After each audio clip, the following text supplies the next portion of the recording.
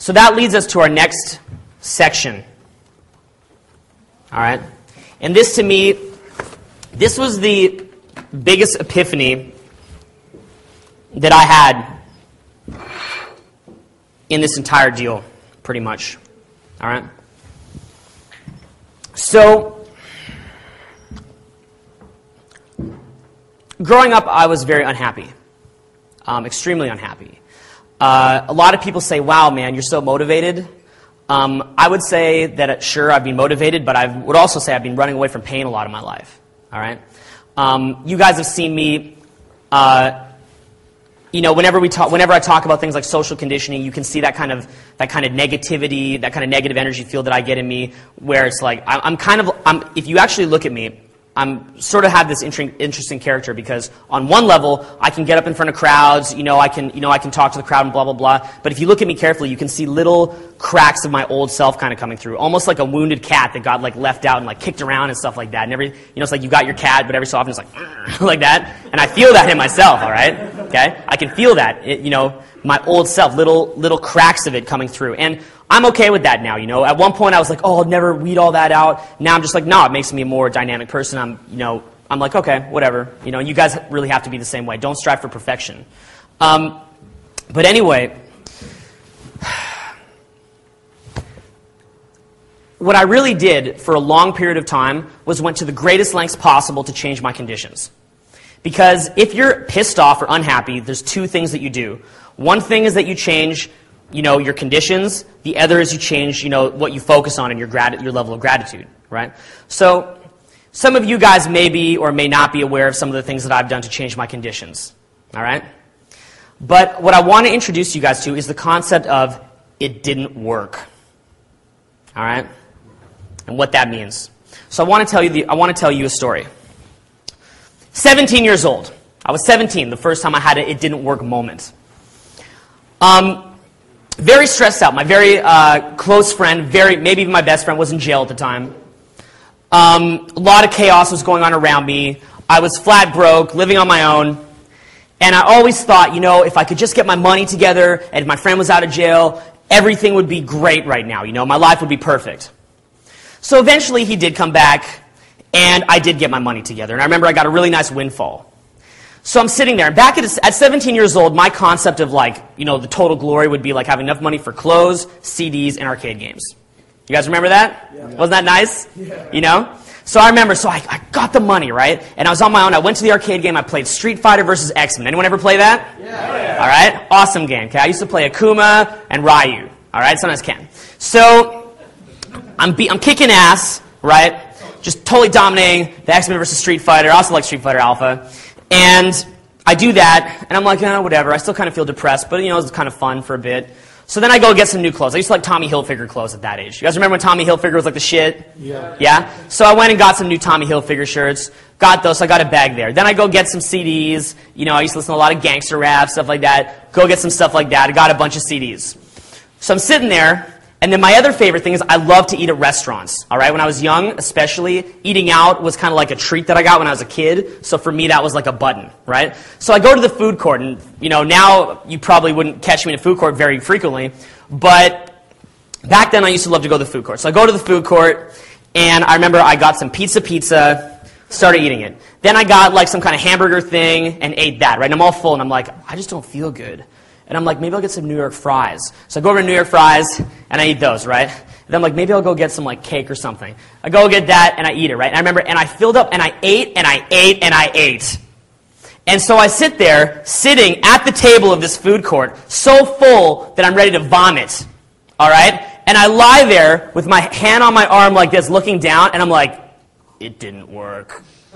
It didn't work, right? And I'm looking at it, and I'm like, I have everything I want right now. Right? Because at the time, women were so utterly outside my reality, it wouldn't even occur to me to get that. So, right? So, didn't even stress me. So, it's only when I started to push 20 while still being a virgin that I started to get worried. But anyway, I'm sitting there, and I realized it didn't work, right? And there's something, they say there's two ways to be really, really pissed off. One is to not get what you want. The other way to be extremely pissed off is to get what you want, all right? And what happened was I got what I wanted. And can you imagine what it's like for a lot of celebrities, for example, who have all the fame, all the women, and they're sitting there and they're like, I'm unhappy. Why am I unhappy? And think of the insanity that they must feel. Because at least when your conditions are not ideal, you can blame the conditions. But when you yourself are unhappy, there's no one to blame, and you start to feel totally, totally nuts. Anyway, look, time went on. I had many, great situations, many tough situations. And it was about maybe a year and a half, 2 years ago, and I'm sitting in Honolulu, right? So I moved to Honolulu. I moved okay, I want you to look at like the extreme level that I went to. I literally moved right in front of the ocean. So like I throw a thing out the window and it lands in the sand or in the plunk in the water, right? I've got a great girlfriend, okay? What I always wanted was a girlfriend that was a full nymphomaniac. You guys ever want that? Okay, I got a girlfriend who's so addicted to sex that now I'm like, oh God, right? It's like so much into that, all right? I'm living in a great place. My, RSD is going fine. We were previously in like over $250,000 in debt after Project Hollywood. I got us out of that. God knows how. All right, worked our way out, got ourselves stable. Everything is good. Right. Finally, I'm walking home, and I can feel it. I'm walking home from another nice morning at the gym and a nice, perfect day in Hawaii, looking at everyone who seems so happy, and I'm like, what the fuck is wrong with me? What is going on? I have arrived. Why is this not as tasty as I thought it would be? What is going on here? All right? So I stayed like that for a while, and let me tell you, it can make you feel insane. All right? True insanity is when you get what you want, and you still have not really become the happy person that you expected. Because all your friends don't totally have what they want, but you have it, and you're not getting the outcome that you wanted, right? At least all your friends. Like, say when you start becoming really successful with women, all right? When you've got all the women you could want. I bet you a lot of you guys in here really think that if you had the skill set of a lot of like the top guys, that's all you would ever want. I bet you a lot of you guys really think that. You're like, man, look, if I could just go out into any nightclub and like at least hook up with a couple different girls a week, get any cute girlfriend I want, I could just have sex all day. I'd be thrilled.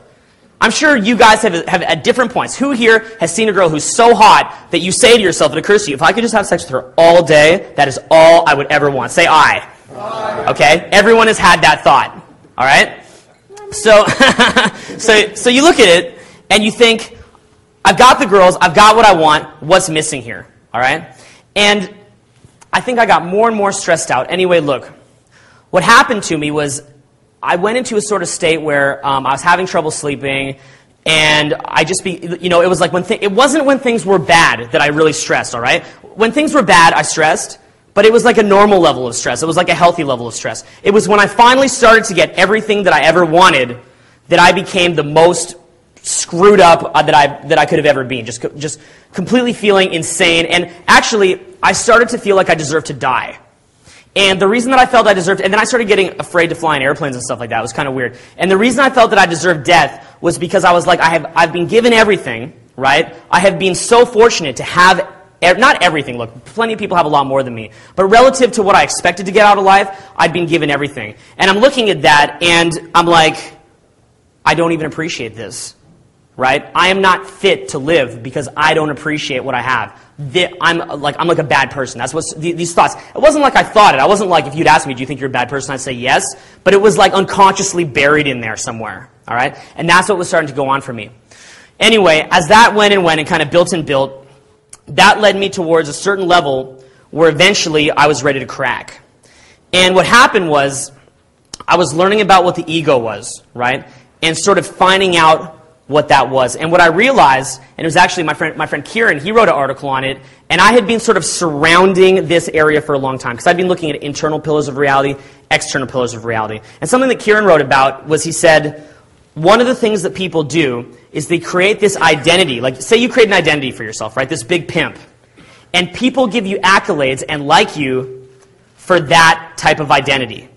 Is that the real you? No. It's not really you, right? It's this fiction. So what happens to your unconscious mind? Your unconscious mind says, if I want to get love, if I want to be deserving of affection, if I want to be deserving of love, I have to keep playing these power games to keep showing people how great I am so I can keep getting love. But what does that do? Does that really make you think that girls and people should like you just for you? No, it's you telling yourself you have no value because you have to live a false life.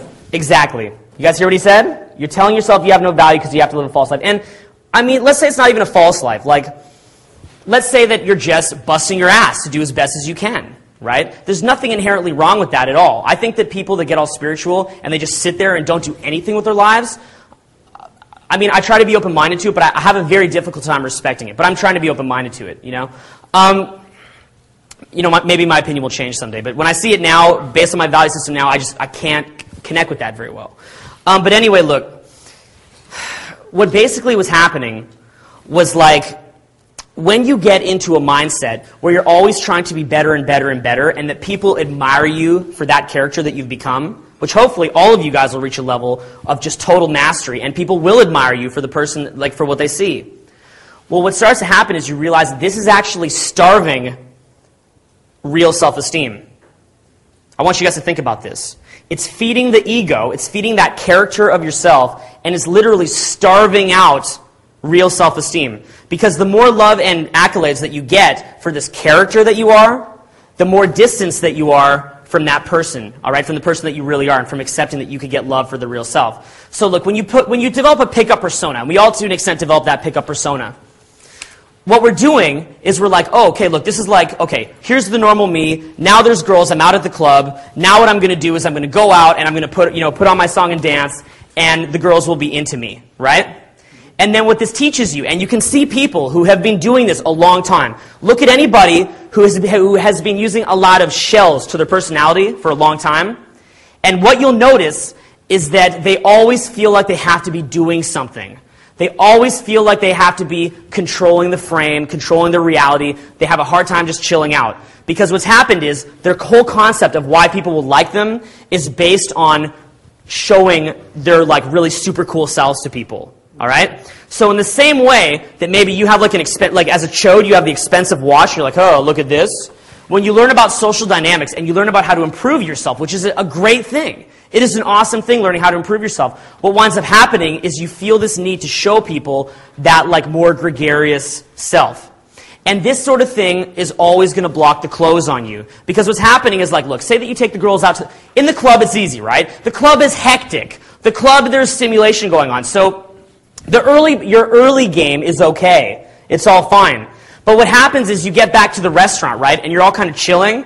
And you feel this kind of antsiness where you have to I need to do something. Like I need to do a push-pull right now, or I need to make her chase me a bit, or I need to entertain her, whatever it is, which is, is all fine. There's nothing wrong with being, push-pullish, flirtatious, entertaining. All that stuff is great. All of it's awesome. But the problem is you're not doing it because you're acting through your own intentions. You're doing it because you need to do it. Have you guys ever been around someone who has a lot of status, but as soon as they need to show you their status, they look chode? Yeah. You know what I'm saying? Right? They need to show you that. It's like that same powerful guy who seems so incredible and that people admire, but all of a sudden, when you see that he needs it, he just gave his power away. It's like, really? It's like, really? You feel the need to show me all that? Damn. I'm sorry about that, right? Because essentially, they're almost viewing themselves as inherently lower than you are, all right? So they've handed their power away. So this is what leads us to the concept. This is a sort of a lead-in to the concept of ego versus self-esteem.